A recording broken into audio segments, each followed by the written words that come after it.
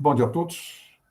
Bom dia. É um prazer revê-los e, sem mais, vamos começar a aula, que é uma tentativa de discutir o funcionamento, vamos dizer, da economia e o impacto que isso tem causado na renovação do campo do direito, tanto o direito positivo quanto, vamos dizer, o direito não positivo, quer dizer, não posto pelos Estados, mas fruto de acordos de corporações empresariais, de entidades supranacionais, de entidades multilaterais, etc, etc, etc.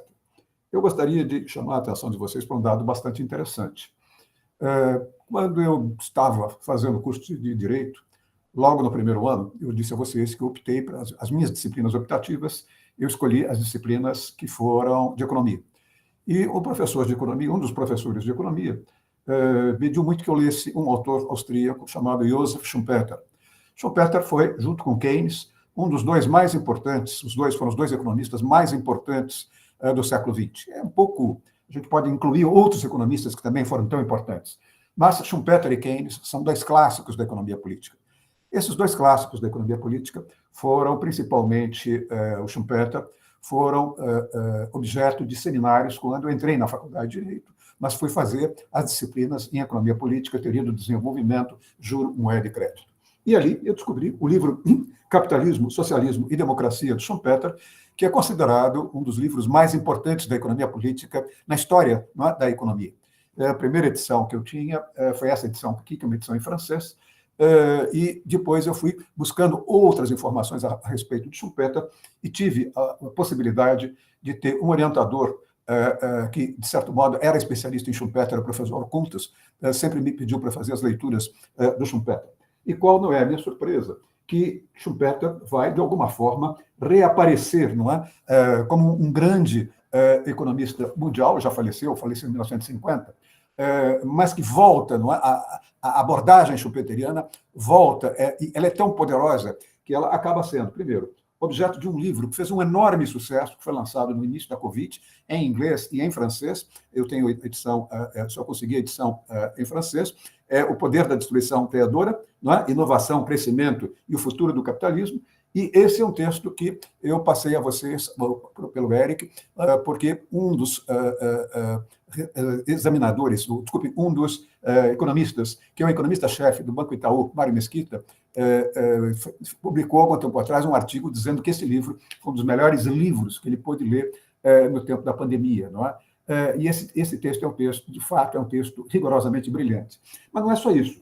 Quando nós percebemos que o Schumpeter, que é um autor conservador, não que Keynes não o fosse, mas Schumpeter é um autor conservador, o que é interessante é que a própria, vamos dizer, a própria esquerda hoje valoriza a leitura de Schumpeter. O Bob Chesop, que é ex-professor da Lancaster University, na Inglaterra, tem dois livros, além da regulação, do approach regulatório e o Estado capitalista, mostrando a importância de se encarar, de se estudar, para compreender a passagem do século XX para o século XXI, a importância de se estudar o pensamento de Schumpeter.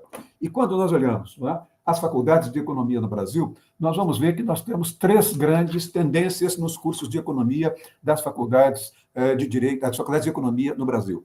Nós temos faculdades de economia que são pensadas, o currículo é pensado a partir da teoria da regulação. Essa teoria da regulação é desenvolvida fortemente na Universidade de Campinas, na Unicamp e na Universidade Federal do Rio de Janeiro. E quem, de certo modo, foi muito ativo na implantação dessa abordagem da teoria da regulação foi a economista Maria Conceição Tavares, que faleceu há 2 ou 3 dias atrás, faleceu na sexta-feira e no sábado é que isso foi anunciado. A Unicamp e a Federal do Rio de Janeiro valorizam, na análise do Brasil contemporâneo, elas valorizam como critério de análise as variáveis técnicas organizacionais da produção, as variáveis sociais, salários e políticas, não é? As variáveis sociais, salários, e as variáveis políticas, que é a função do Estado, os modos de acumulação, regulação e socialização, a ideia de estabilidade na acumulação de capital e o controle temporário no arranjo social. Depois nós vamos ter o mecanismo da especialização flexível, o modelo da especialização flexível, não é? Esse modelo da especialização flexível foi, de alguma forma, o modelo que vocês têm nas faculdades mais tradicionais de economia, nas faculdades mais tradicionais de administração de empresas, e eles valorizam a hipermobilidade dos capitais, a redução das hierarquias gerenciais, as formas cooperativas nas relações interfirmas, as cadeias produtivas e a formação de clusters industriais, de agregados industriais, e as vantagens comparativas na localização industrial. Fundação Getúlio Vargas do Rio se insere aqui, parte da USP se insere aqui, parte da PUC do Rio de Janeiro se insere aqui. E a última abordagem é exatamente a abordagem neo-schumpeteriana, ou seja, essa é a abordagem da PUC do Rio também, essa é a abordagem do pessoal que fez o Plano Real, e essa abordagem schumpeteriana, neo-schumpeteriana, valoriza a tecnologia como variável determinante, a informação especializada, o desenvolvimento de firmas inovadoras, a competitividade via abertura comercial em escala global, a ênfase à melhoria da competitividade sistêmica e a importância da informação especializada. Vejam, o que eu quero dizer é que, quando nós olhamos o ensino de economia no Brasil, nós temos a distribuição desse ensino em 3 tipos de abordagem. Uma abordagem mais de economia política, que foi liderada pela Unicamp e pelo pela Universidade Federal do Rio de Janeiro, pelo Instituto de Relações Industriais, e teve aí, não é, a forte presença nas 2 faculdades da Maria Conceição Tavares e do Carlos Lessa, sempre trabalharam juntos, não é, com essa visão cepalina, com essa visão de intervenção do Estado na economia, de proteção à produção nacional. Nós temos depois um modelo da especialização flexível, que foi um modelo, é um modelo da Fundação Getúlio Vargas no Rio de Janeiro, é um modelo da USP aqui, do Instituto, do FIP, do Instituto de Economia da USP. Não é? Ao mesmo tempo, nós temos também um modelo neo-schumpeteriano, que é um modelo que teve uma forte presença entre aqueles que assessoraram o governo Fernando Henrique na elaboração do Plano Real. E é muito interessante vocês verificarem exatamente isso. As análises neo-schumpeterianas que estão de volta valorizam a tecnologia como variável determinante, ou seja, a tecnologia hoje, na passagem do século XX para o século XXI, na passagem da sociedade industrial para a sociedade informacional, a tecnologia é fundamental. Não é? Segundo, a informação especializada, não é fundamental para o desenvolvimento econômico.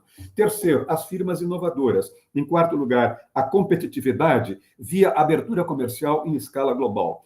Em quinto lugar, a ênfase da melhoria de competitividade sistêmica. Quando nós olhamos essa abordagem schumpeteriana, não deixa de ser curioso quando nós abordamos essa vertente neo-schumpeteriana, ela vai, de certo modo, ser muito útil para nos mostrar o que aconteceu no começo da Revolução Industrial, lá atrás, no século XIX, e o que aconteceu ali na virada da sociedade industrial para a sociedade informacional entre 1980 e 1990. Veja um dado interessante, não é? A Revolução Industrial valorizou como invento motriz a máquina a vapor. Os processos produtivos eram as fábricas mecanizadas. Os novos mercados eram os mercados coloniais, os antigos mercados coloniais. Os meios de comunicação, lá atrás, eram a telegrafia, a imprensa e o trem. Os materiais eram carvão e aço, a energia era valor e eletricidade, as organizações econômicas eram baseadas nas empresas sob a forma de sociedade anônima, o âmbito era territorial, quer dizer, a produção era feita no espaço-nação, o Estado-nação, melhor dizendo, a modalidade trabalhista era intensiva e permanente, o perfil ocupacional era basicamente a fábrica e a valorização do operário industrial, e a representação política era feita pelos sindicatos, pelos partidos e pelo sistema legislativo, ou seja, na tripartição dos poderes, por uma Câmara, por um Senado. Já a Revolução Tecnológica, na virada do século XX para o século XXI, vai valorizar, não é? Como processo produtivo, fábricas e serviços informatizados, os novos mercados valorizam o comércio eletrônico mundial, os meios de comunicação são a internet e as plataformas digitais, os materiais são a fibra ótica e os semicondutores, a energia não é a energia nuclear e a energia alternativa, as organizações econômicas são a sociedade, as multinacionais e a empresa em rede, o âmbito territorial são as entidades supranacionais, a modalidade trabalhista é o trabalho precarizado, o trabalho flexível, o perfil ocupacional é o trabalhador pluriespecializado, e a representação política são os novos movimentos sociais, por um lado, e os organismos multilaterais, por outro lado. Quando nós olhamos, não é, a análise dessa transição da Revolução Industrial para, vamos dizer, do século XIX para o século XX, e a Revolução Industrial passando, né, entrando em crise e passando para a Revolução Tecnológica, nós vamos perceber claramente o retorno de Schumpeter ao debate. Eu mesmo, num dos livros que fiz, talvez um livro, à minha surpresa, teve um grande destaque, ganhou o prêmio Jabuti há 12 anos atrás, começa exatamente tomando como ponto, não é como ponto de referência o Schumpeter, o debate entre Schumpeter e Keynes. Não é? Keynes é um economista liberal, valoriza a economia de mercado, mas ele diz que o mercado contém falhas, e na medida em que esse mercado contém falhas, é fundamental que o mercado seja regulado pelo Estado social-democrata. E o Estado social-democrata vai, de certo modo, enfrentar essas falhas de mercado e vai desenvolver um direito social que eu já mencionei numa das aulas que eu dei na edição da cátedra no começo deste ano. Não é? Ali vocês vão ter a ideia de equidade, a ideia do crescimento econômico com pleno emprego e coisas do gênero. Acontece que o grande rival de Keynes no século XX, no seu debate, foi Schumpeter. Os dois são economistas liberais, os dois olham a economia e valorizam o mercado de trabalho. Desculpem, valorizam a economia de mercado.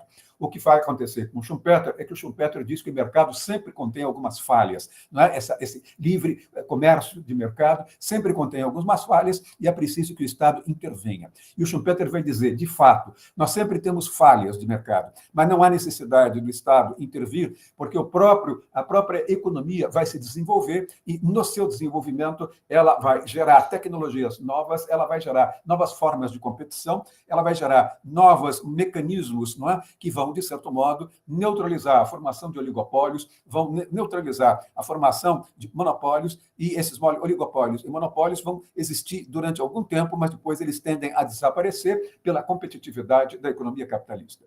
É muito interessante um dado, não é? Vejam, por exemplo, os dois se davam relativamente tensos, a relação dos dois era muito tensa. Keynes tinha um certo despeito pelo Schumpeter, Schumpeter tinha um certo despeito pelo Keynes, mas um exigia que o outro, nas suas aulas, um foi professor em Bonn, o Schumpeter foi professor na Universidade Alemã de Bonn, foi professor austríaco, foi professor na Universidade de Viena e terminou a sua vida como professor de Harvard, não é? E foi presidente da Associação Americana de Economia. Foi também, não é, formado em Direito, foi também um grande advogado, ganhou muito dinheiro como advogado no Cairo, transformou o que ele ganhou no início de um banco, ganhou muito dinheiro com o banco, foi ministro da Fazenda da Áustria, mas eles não dominavam, a economia não dominava a inflação naquele momento, e a economia, de certo modo, leva o banco dele à falência, leva a gestão dos países liberais europeus a uma crise de inflação que eles não souberam dominar, e, portanto, não é? Schumpeter vai deixar de lado o fato de ser banqueiro, vai virar professor universitário, inicialmente em Bonn, e na Alemanha, e em seguida vai se tornar professor de Harvard. Nunca mais vai ser banqueiro, mas vai ser presidente da Associação Americana de Economia, e não tinha prêmio Nobel quando ele morre. E logo que vem o prêmio Nobel para a Economia, os primeiros 4 ganhadores de prêmio Nobel de Economia foram orientandos de doutorado, foram antigos orientandos de doutorado na Universidade de Harvard. Não é? E lá ele é reverenciado hoje como um dos mais importantes economistas do século XX. Keynes, ao mesmo tempo, também tinha uma relação um pouco tensa com o Schumpeter, e o Keynes mandava que os seus alunos lessem Schumpeter, e Schumpeter mandava que os seus alunos lessem Keynes. Não é? Mas a relação dos dois era uma relação curiosa, de muita rivalidade, um pouco tensa, e, de certo modo, num determinado momento, quando Keynes morre antes, alguns anos antes, 2, 3 anos antes de Schumpeter. Schumpeter faz um ensaio, escreve um ensaio de homenagem a Keynes, dizendo que foi talvez um dos mais brilhantes economistas que o mundo já teve. Não é? E aí ele vai soltar uma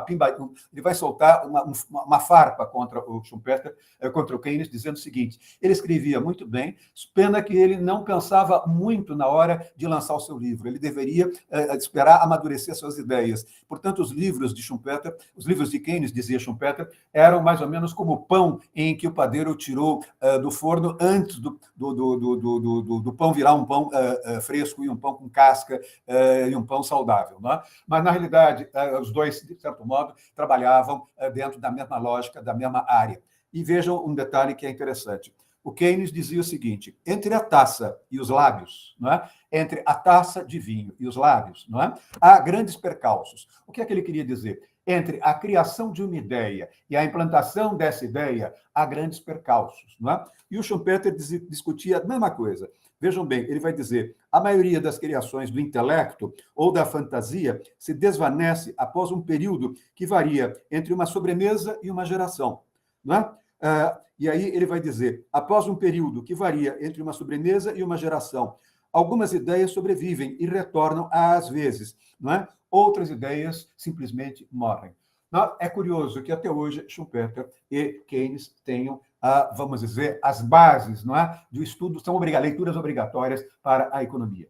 Eu quero chamar a atenção do porquê autores como da esquerda, como os ingleses, não é, mais moderados, mais gramscianos, como Bob Jessop, por que é que eles descobriram a importância de Schumpeter para analisar a economia globalizada? Eles descobriram a importância de Schumpeter para analisar a economia globalizada, porque, basicamente, Schumpeter trabalhava com algumas ideias que são centrais. Não é? A primeira premissa de Schumpeter é a economia de mercado é disruptiva por essência. Não, o que Schumpeter dizia é a economia de mercado, ela própria gera uma crise e essa crise a leva a avançar. Não é? A gente vai ver como é que isso funciona.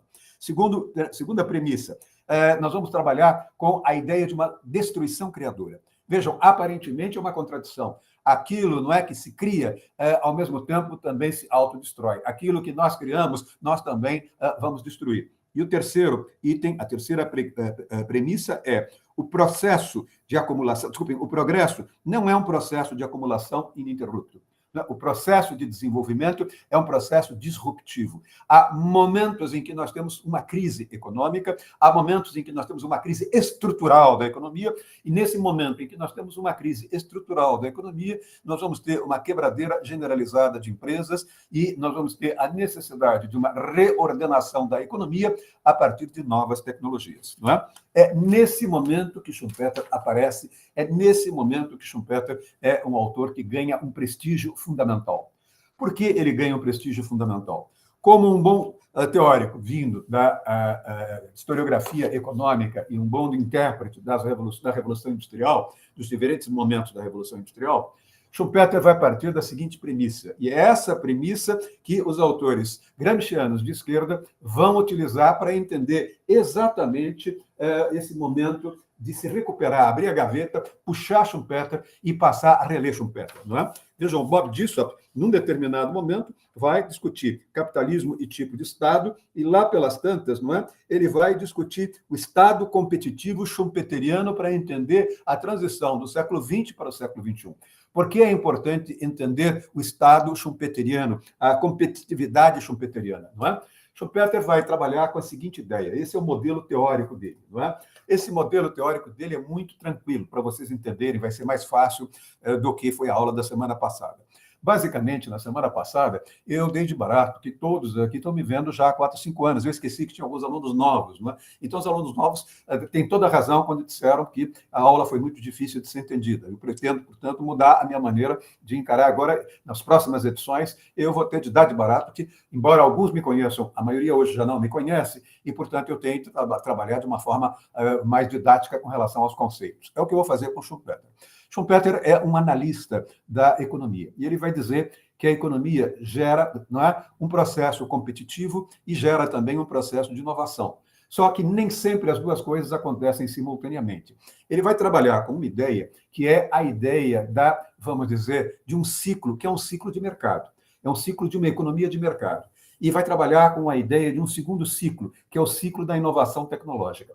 O que ele vai dizer é que, num determinado momento, nós vamos perceber que nós temos a economia concorrencial, a economia de mercado, a economia onde nós temos as grandes empresas dominando a mesma tecnologia e, ao dominarem a mesma tecnologia, elas competem pelo mercado. Né? E aí elas são obrigadas a baixar os seus preços para, num determinado momento, ampliar sua fatia na participação do mercado. Não é? Porque cargas d'água, as empresas vão conseguir permanecer no mercado. Elas vão conseguir permanecer no mercado e crescer se elas souberem cortar custos, porque cortando custos, elas abaixam os seus preços. Abaixando os seus preços, elas ganham um potencial concorrencial. Vejam, não é? Essa estratégia é uma estratégia que tem todo o sentido. Vamos imaginar, por exemplo, a indústria de refrigerantes, não é? Ou a indústria de cerveja. A técnica de produzir refrigerante é uma técnica dominada por diferentes empresas. A técnica de fazer cerveja é dominada por diferentes empresas. Hoje nós temos, inclusive, a disseminação até a possibilidade de fazer pequenas cervejarias em nichos de mercado que vão ganhando espaço, vão crescendo e vão tomando, não é, um pouco espaço do mercado de cerveja, e com isso eles prejudicam um pouco a expansão dessas grandes cervejarias, não é, como a Heineken e outras, não é? Então, o que vai acontecer com a Heineken? O que vai acontecer com essas empresas? As empresas vão ter de começar a cortar gasto para poder cortar custo. Desculpem, elas vão ter de cortar gasto, não é? Elas vão ter de diminuir o custo de produção para poder, de certo modo, abaixar os seus preços, não é? E aí elas vão ganhando competição, elas vão ganhando concorrência, mas elas vão sendo obrigadas a, o tempo todo, desenvolver estratégias de cortar gasto e cortar custo para poder baixar o seu preço. O que Schumpeter vai perceber é que, num determinado momento, as empresas industriais vão chegar a uma situação limite. Elas vão cortar custos, mas vai chegar um momento em que elas não têm mais por onde cortar esses custos, não é? Ou seja, uma vai copiando a outra e uma vai cortando o custo, viu que a outra cortou um custo de alguma coisa qualquer, ela também vai fazer esse mesmo corte. Ou seja, vocês têm uma competição feroz, vocês têm uma competição pesadíssima. E nessa competição pesadíssima, como eu volto a dizer, Schumpeter afirmava: quem não aprender, o empresário que não aprender, num determinado momento, a cortar custo, porque a tecnologia é socializada, todo mundo, todos os concorrentes dominam aquela tecnologia, e, portanto, nesse momento, quem não souber cortar custo está fora do mercado. Quem não souber cortar custo está fora de mercado. Não vai conseguir, não é ser competitivo, não vai ter preço competitivo. Qual é o problema? O problema é que, num determinado momento, as empresas, mesmo eficientes, as empresas, mesmo tentando cortar custos, elas não têm mais de onde cortar custos. E, nesse momento, elas entram numa competição feroz. E, nesse momento, não é? Nessa competição feroz, essa competição é uma competição que as leva à falência, não é? Leva a uma crise econômica, não é? Ele vai perceber, por exemplo, um dado que é interessante. Quando nós temos uma escassez de mercado, quando as empresas não têm de onde cortar custo, elas chegaram a uma situação limite. Ou uma delas cria uma situação nova, cria uma tecnologia nova, cria um marketing novo, ou ela inova em alguma coisa, ou ela quebra. Ela não tem outra saída, não é? Aí, nesse momento, termina o que ele chama de um ciclo industrial. Ele está dizendo que, num determinado momento, não há mais condição de se cortar custo. Nesse momento, ou a empresa, não é, cria algo novo, ou ela quebra. O que é que ela faz? Não é? Há uma sentença de morte para dezenas, centenas e milhares de empresas. Mas Schumpeter, como bom historiador, vai perceber, por exemplo, que nós podemos ter momentos brutais de inovação em momentos de crise. Quer dizer, a crise determina um processo de inovação. Ela gera uma ênfase ao conhecimento, ela gera uma ênfase ao desenvolvimento científico. Ela mostra claramente para as empresas que ou elas descobrem algo novo em termos tecnológicos, ou de mercado, ou de gestão, ou essas empresas vão, de certo modo, afundar de vez. Ele vai valorizar o ciclo, não é? O segundo ciclo é o ciclo da inovação. O que é o ciclo da inovação? O ciclo da inovação é a introdução de um novo bem. O ciclo da inovação é a introdução de um novo método de produção. É a abertura de um novo mercado. É o desenvolvimento de novas matérias-primas. É o desenvolvimento de novas formatações empresariais.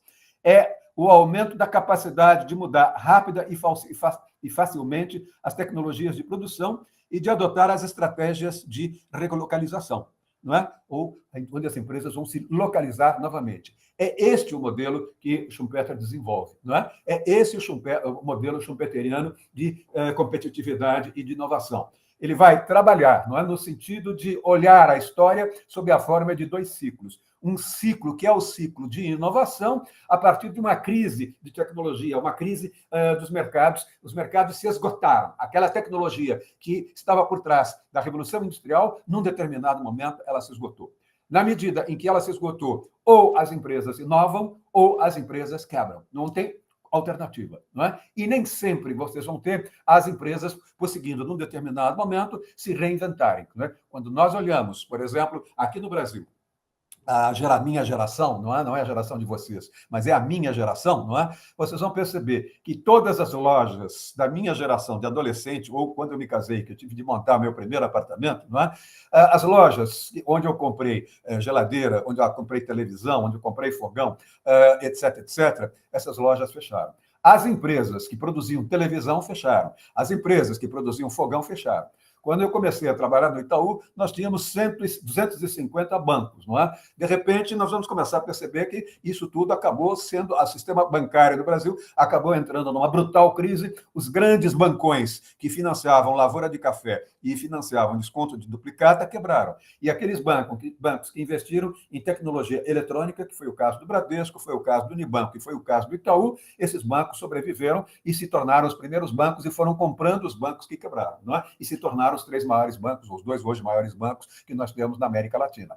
Vejam, são estes ciclos que Schumpeter está desenvolvendo, não é? Ele está dizendo que o próprio mercado, quando entra numa crise estrutural, e essa crise estrutural é decorrente da, vamos dizer, a situação limite que as empresas atingiram no capitalismo concorrencial, ou seja, ou elas cortam os seus custos para obter preço e, com isso, aumentar sua participação do mercado, ou elas quebram, não é? Nesse momento, nós temos aquilo que o motivou a desenvolver essa teoria. Qual é o fato que desenvolveu essa teoria? Schumpeter, quando vai aos Estados Unidos, vê o que aconteceu com o aparecimento de um mecânico altamente inteligente chamado Henry Ford. O que o Ford percebeu? O Ford percebeu claramente que ele já conhecia a estrutura de um motor, não é? Para um veículo. O problema todo era como produzir industrialmente, não é? Ou um ônibus, ou produzir um bonde, ou produzir um automóvel, mas produzir em escala. Até então, era possível desenvolver um motor de combustão, era possível desenvolver um chassi, era possível colocar o motor em cima de um chassi, era possível colocar, não é, alguma coisa em cima daquele chassi, não é, que fosse, vamos dizer, o carro, o bonde, etc, etc. Mas não havia as estratégias industriais para se produzir aquilo em série. Então, ele vai, num determinado momento, ser um homem que vai descobrir a produção seriada. E é isso que leva o Schumpeter a perceber a importância do Ford. Não é? Ele simplesmente vai trabalhar com a produção do Ford T, em que vocês vão ter a produção em série. Alguém coloca no chassi o motor, o outro coloca a roda, o terceiro coloca a porta, o quarto coloca a carroceria, o quinto coloca o vidro, o outro coloca o pneu. E é aquilo que vocês vão tendo no Chaplin em tempos modernos. Não é? O grande desenvolvimento da Revolução Industrial foi exatamente a produção em série. E essa produção passa a ser chamada de produção fordista dentro da estratégia do Ford, que era, como eu disse, um mecânico considerado extremamente criativo. Não é? Nesse momento, o que é que nós vamos ter? Nesse momento, o Schumpeter vai perceber um dado interessante.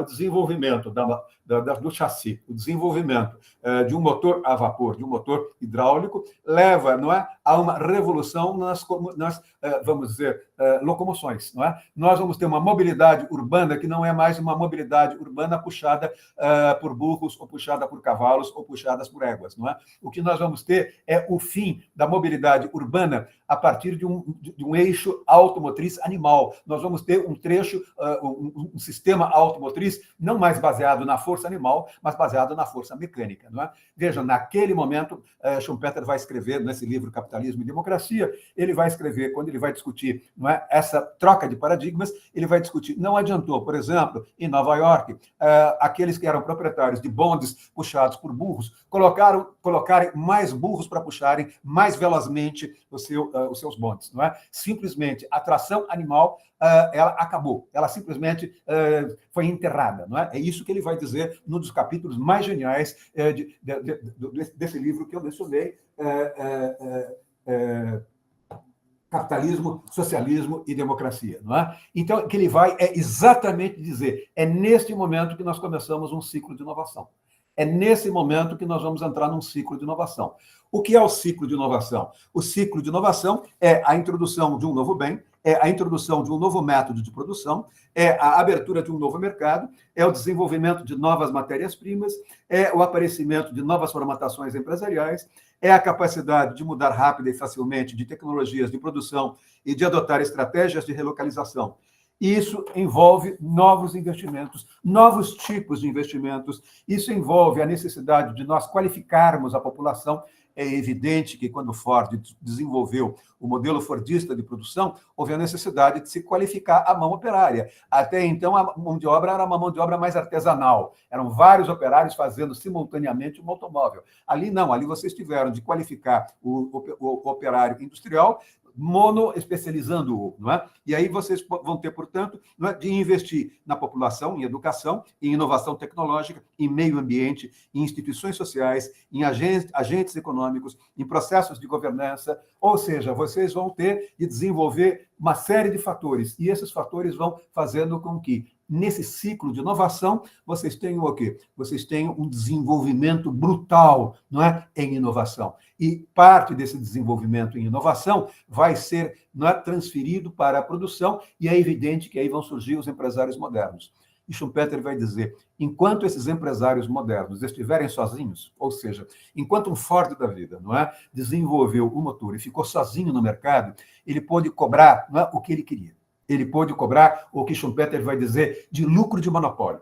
Enquanto Keynes vai combater o monopólio, dizendo que o monopólio é uma das falhas de mercado, Schumpeter vai dizer, não, vamos tolerar nos 10 primeiros anos, vamos tolerar nos 30 primeiros anos o monopólio. É o prêmio que, num determinado momento, o empresário inovador tem para, vamos dizer, se recuperar daquilo que ele gastou investindo numa nova tecnologia. É um prêmio ao empresário mais inovador, é um prêmio ao empresário mais corajoso. Não é? Eu me lembro algo que me marcou muito, eu acho que eu já contei isso algumas vezes, não me lembro se os novos alunos já se lembram disso. Não é? Quando Olavo Setúbal desenvolveu no Itaú, o Itaú, quando ele entrou, era do 50º banco, 250 na escala dos bancos brasileiros. Era um banco pequeno, lá atrás estava quebrando. Né? E ele transformou o Itaú, ele morre no dia 27 de agosto de 2008, e nós já sabíamos, o grupinho ali já sabia que viria a fusão com o Unibanco, aquilo era um sigilo de Estado, mas ele, quando nós conversamos, a última conversa que eu tive com ele, estava no hospital, ia morrer 2 dias depois, vamos dizer, ele dizia, eu morro feliz porque eu fui um sucesso. Não é? E aí ele dizia, o meu sucesso se deve ao fato de ter estudado engenharia, se deve ao fato de ter sido engenheiro mecânico da Poli. Eu fui professor de engenharia mecânica e projetei pelo IPT, Instituto de Pesquisa Tecnológica, o projeto de eletricidade da cidade universitária. Isso me fez descobrir a importância da universidade e isso me fez descobrir a importância de acompanhar a evolução tecnológica. E foi isso que me fez trazer tecnologia para o sistema bancário. Agora, eu tive um concorrente que eu passei a vida inteira tentando passar à frente dele e não consegui. Meu filho Roberto vai conseguir agora com a fusão com o Itaú Banco. Não é com o Itaú, com o Unibanco. Não é? E isso fez com que, num determinado momento, de fato, o Itaú passasse. Vejam que o Bradesco hoje está bem abaixo do Itaú, mas há um momento em que foram 50 anos de concorrência e que o Itaú não conseguiu passar o preço, o Bradesco. Não é? Ele ficava em segundo, o Bradesco em primeiro, ou seja, o Itaú comia pó.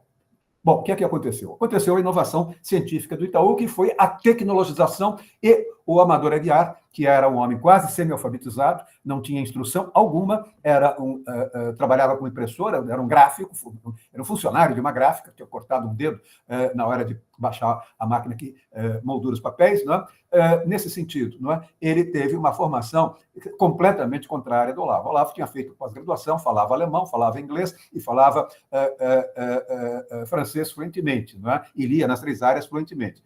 O Amador Aguiar mal conseguia ler, mas era um sujeito com uma intuição muito grande. E um dia, pouco antes de morrer, o Olavo deu um almoço ao grupo do Amador Aguiar, quer dizer, ou seja, vejam aí o que é, na concorrência. Ele deu um almoço, chamou a diretoria do Itaú, que convocou a diretoria do Unibanco, e ele prestou, do Bradesco, e ele prestou uma homenagem a um empresário que ele respeitava, que fez com que o Bradesco ficasse à frente dele no Itaú durante 50 anos, mas ele não sabia ainda que as negociações entre o Itaú e o Unibanco já vinham avançadas. Não é? E eu me lembro quando ele disse o seguinte, a todos os diretores, inclusive a mim, eles não sabem ler francês, eu vou mandar servir um Bordeaux, eles vão ler Bourdois, não é? Ou Bordeaux, melhor dizendo.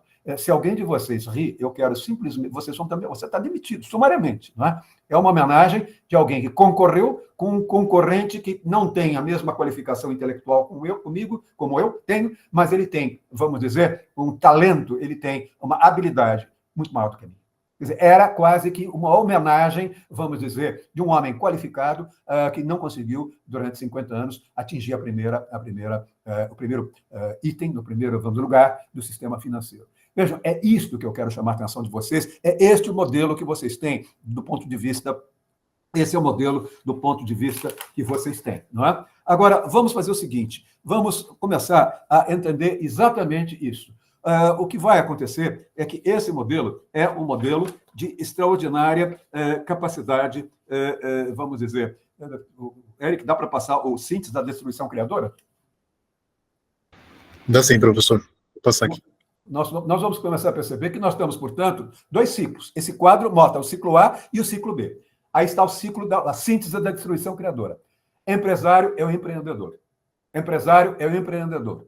Vocês têm gente que inovou, não é, com uma formação intelectual muito baixa, mas pessoas muito inteligentes. Há muitos e muitos e muitos anos atrás, eu estava em Brasília, no Hotel Nacional, tinha uma livraria embaixo. Eu entrei na livraria e comecei a comprar um livro, estava trabalhando lá, mas eu tinha jantado, era no tempo ainda de 72, 74, uma coisa desse tipo, quando me entra o Sebastião, dono do grupo Camargo Corrêa, Sebastião Camargo, não é?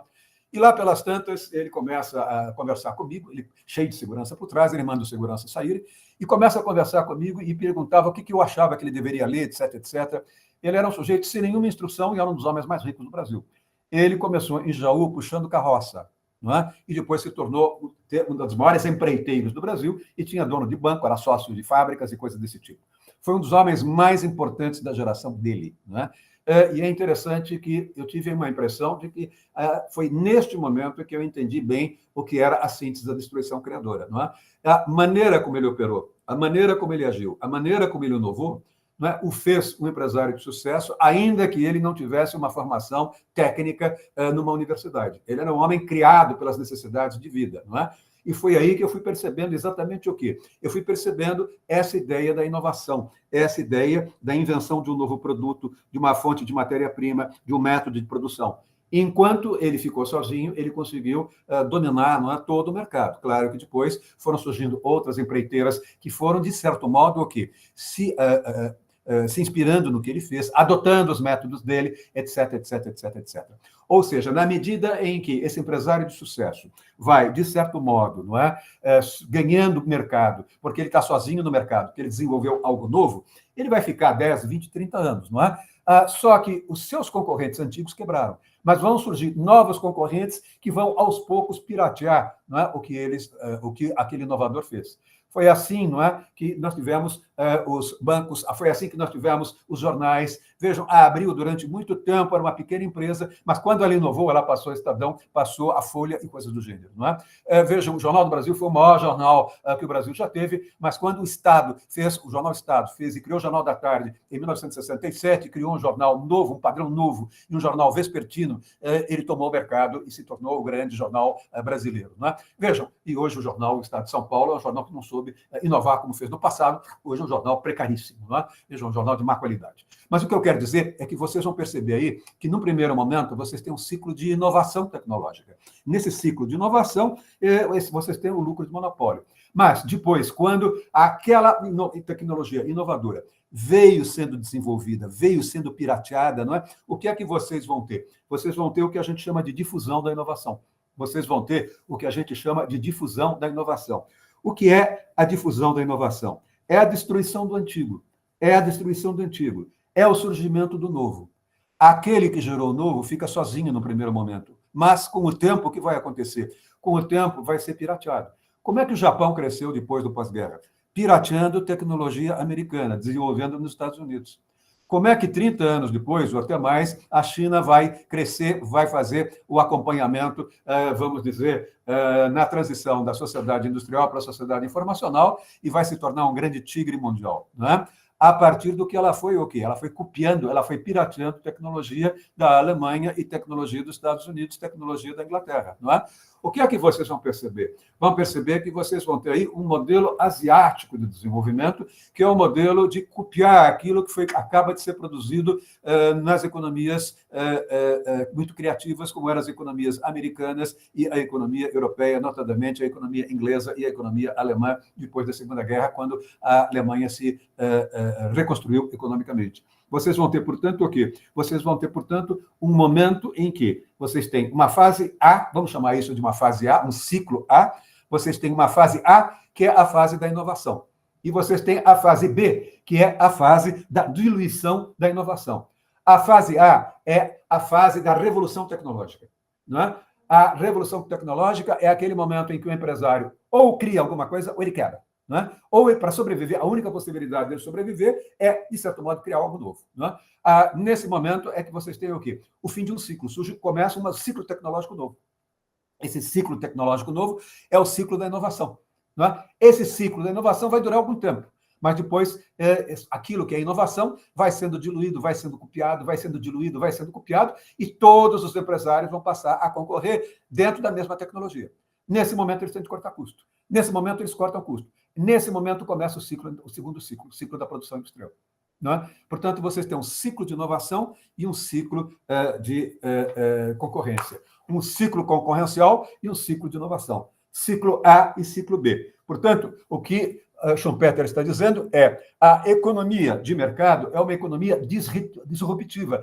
Ela tende à autodestruição. Não é? A destruição criadora é um processo dinâmico, não é um processo de acumulação. Nós temos o desenvolvimento de uma tecnologia, num primeiro momento, ela enriquece uma empresa que tem o monopólio daquela tecnologia.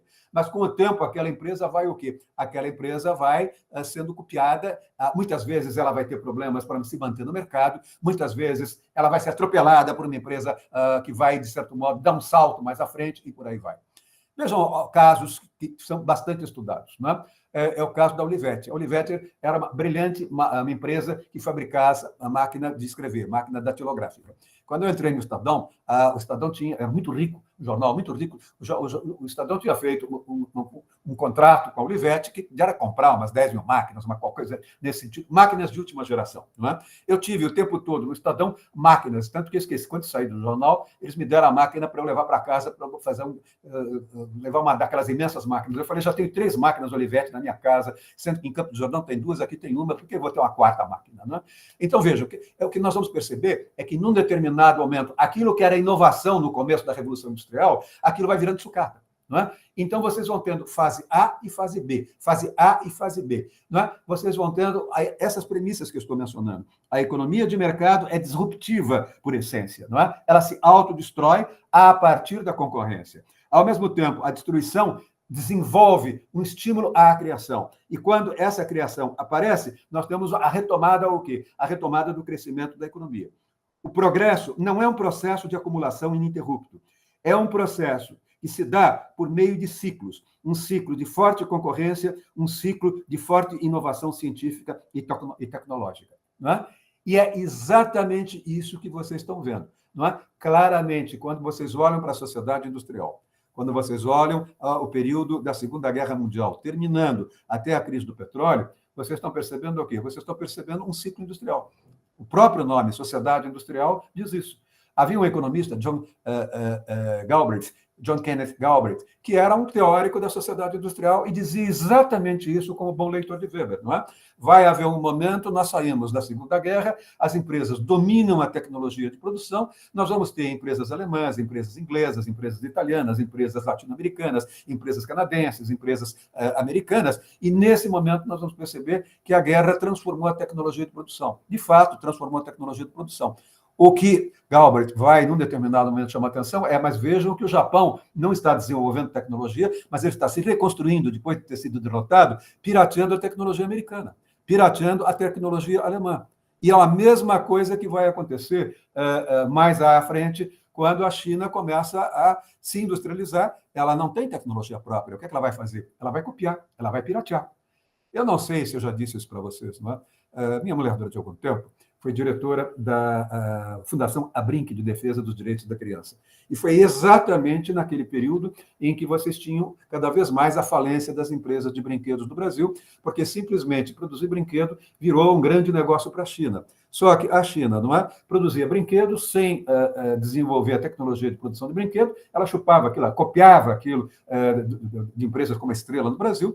Ao mesmo tempo, ela não existe na China direito do trabalho, portanto, a mão de obra dela era baratíssima e ela não pagava em cima do custo da mão de obra os direitos sociais. Portanto, era mais barato para o dono da Estrela comprar brinquedo chinês e mandar colocar uma estrela ali e dizer que aquilo era o brinquedo que a Estrela vendia, ela já não fabricava mais na rua Joaquim Távora.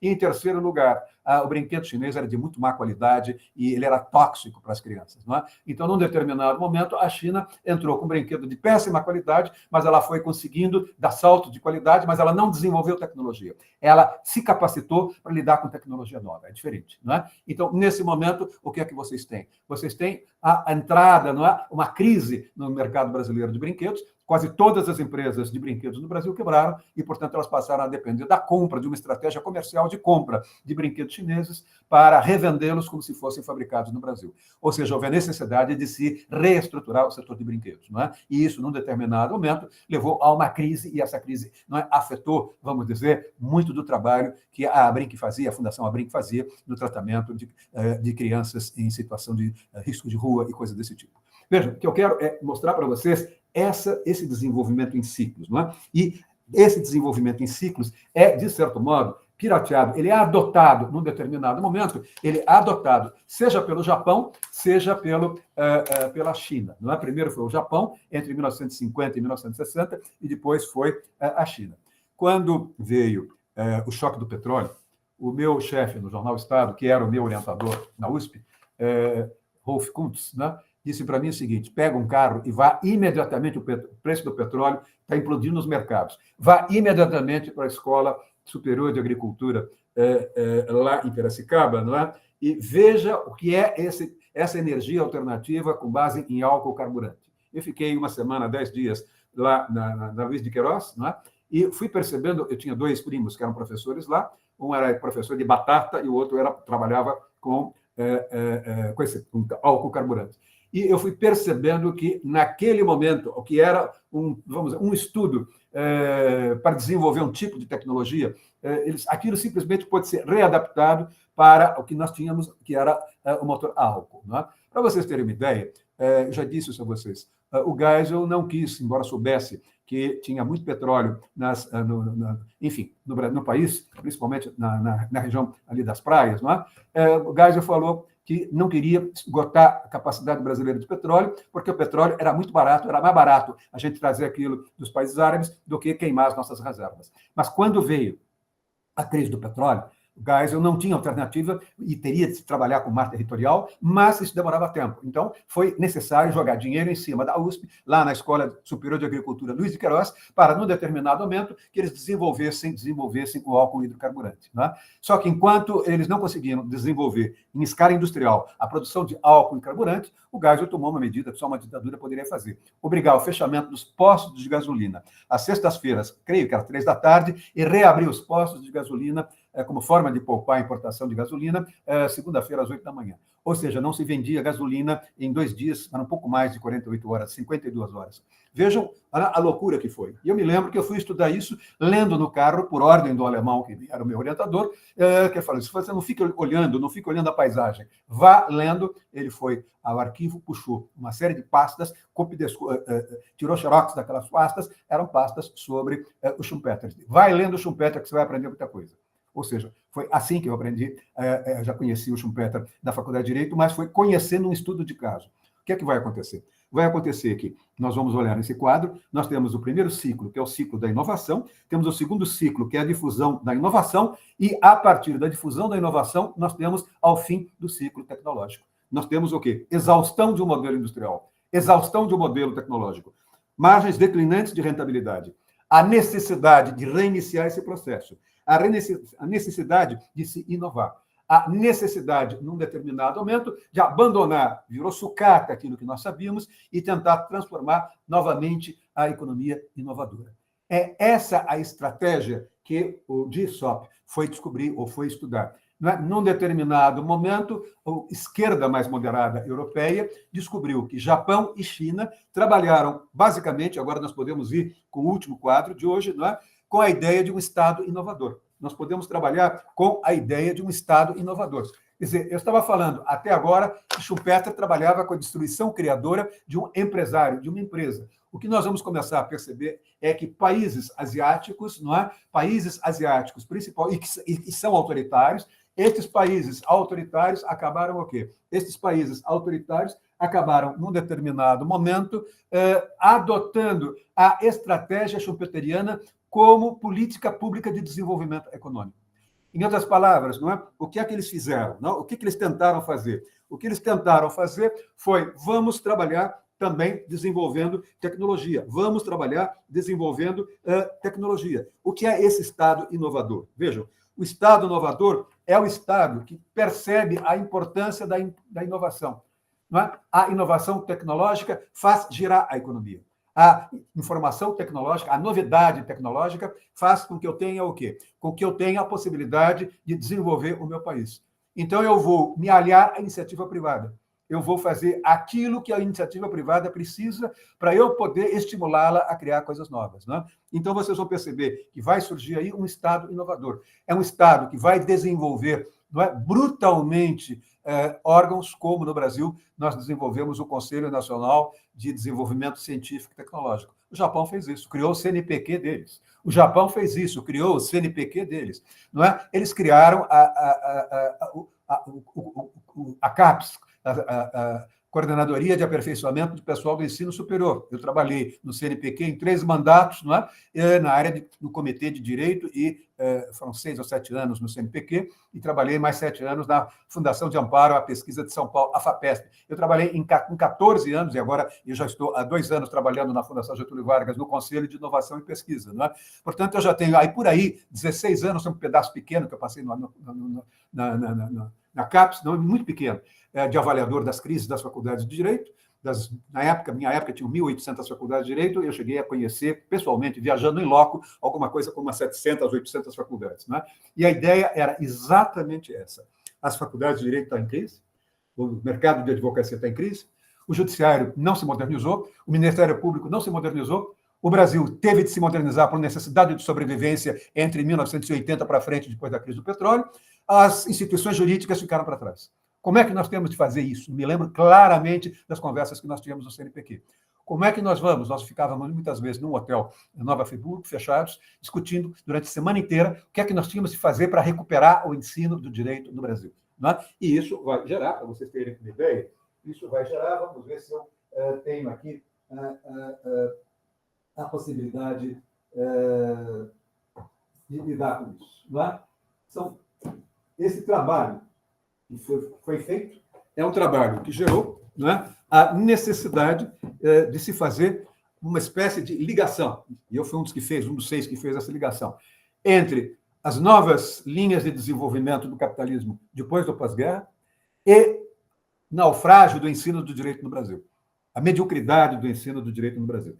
E isso vai gerar um livro chamado A Aventura e Legado no Ensino Jurídico do Centro de Estudos e Pesquisas do Ensino do Direito, que foi financiado pela Fundação Ford entre 1965, 66, até mais ou menos 1973. Né?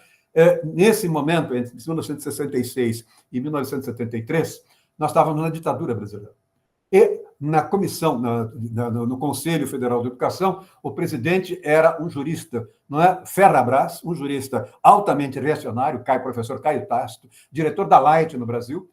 Ele não podia ver comunista na frente dele, ele não podia ver quem fizesse a crítica ao ensino do direito. Ele era muito vinculado, vamos dizer, ao lado mais conservador da Fundação Getúlio Vargas e aos militares, e ele, de certo modo, inviabilizou os estudos e pesquisas destinados a renovar o ensino do direito no Brasil dentro de um modelo de Harvard, dentro de um modelo de Yale, dentro de um modelo de Berkeley, de Stanford, ou mesmo de Chicago. Né? Uma das pessoas, para vocês terem uma ideia, a Fundação Ford colocou aqui no Brasil 3 intelectuais americanos. Um deles foi o Dave Trubeck, o outro foi o Bob Peckham, e o terceiro foi... me falta o nome do terceiro agora.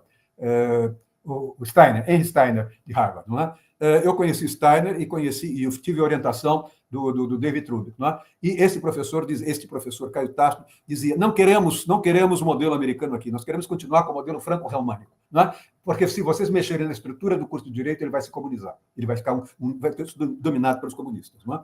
Aí um professor que está hoje falecido, mas que era do nosso grupo, vai publicar um livro chamado As Profissões Imperiais. Quer dizer, havia uma crença de que o direito nunca ia mudar. Havia uma crença de que os velhos catedráticos de direito, padrão Miguel Reale, padrão Caio Tácito, não é? Padrão Goffredo, esses velhos não impediriam a mudança do ensino do direito no Brasil e, portanto, o ensino do direito continuaria em plena chegada do século XXI, como ele era no tempo do Império, como ele era quando foi criado em 1827. Não é? E vai também vir, num determinado momento, professores da Fundação Getúlio Vargas, coordenados pelo David Trubek, que é o professor que foi um dos professores que ajudou a remontar o ensino do direito no Brasil e foi quem ajudou a criar um currículo novo na PUC do Rio de Janeiro, que vai ser depois meu orientador lá em Madison, no Wisconsin. Ele vai coordenar um livro em inglês chamado The Brazilian Legal Profession in the Age of Globalization, não é? Mostrando que o Brasil não estava preparado e que houve a necessidade do CNPq intervir, dar dinheiro para algumas unidades, e a Fundação Ford dar dinheiro para algumas unidades de grandes faculdades públicas para que elas, de certo modo, preparassem o mais rapidamente possível as suas faculdades de direito. Não é? Vejam, eu trabalhei com isso e só vai aí uma orientação. Hoje existe, trabalhando com a ministra Marina da Silva, a secretária executiva, ela é o terceiro cargo mais importante de meio ambiente, é a Ana Amélia Alcântara Guimarães Toni, a Ana Amélia Toni. A Ana Amélia Toni é minha prima, irmã. A Ana Amélia foi diretora aqui no Brasil durante 2 mandatos, 8 anos, portanto, da Fundação Ford. A Fundação Ford foi a fundação que lá atrás, ela tem 10 anos mais moça do que eu, talvez até um pouquinho mais. Então, ela não trabalhou no começo, quer dizer, quando eu comecei a trabalhar isso, eu tinha com 25, 27 anos, ela ainda não tinha sequer saído do Brasil. Não é? Depois ela vai estudar na Alemanha, vai estudar nos Estados Unidos, vai estudar na Alemanha, vai estudar na Inglaterra e vai estudar na Escócia, no país de Gales.